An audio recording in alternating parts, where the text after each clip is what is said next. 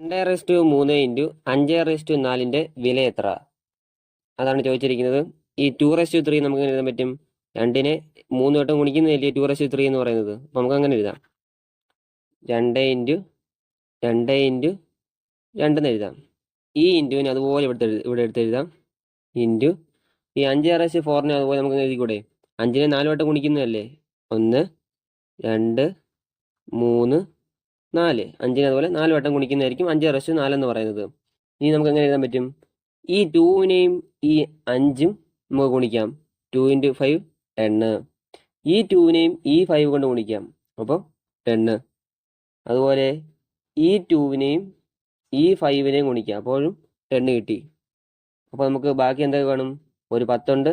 അങ്ങനെ 3 10 ഉണ്ട്. 10 into 10 into 10 into ഇവിടെ ഒരു 5ഉം കിടപ്പുണ്ട്. ഇൻറ്റു 5ഉം കൂടെ കിട്ടും. അപ്പം നമുക്ക് എങ്ങനെ എഴുതാൻ പറ്റും? 10 ഇൻറ്റു 10 100. 100 ഇൻറ്റു 10 1000. 1000 ഇൻറ്റു 5 5000.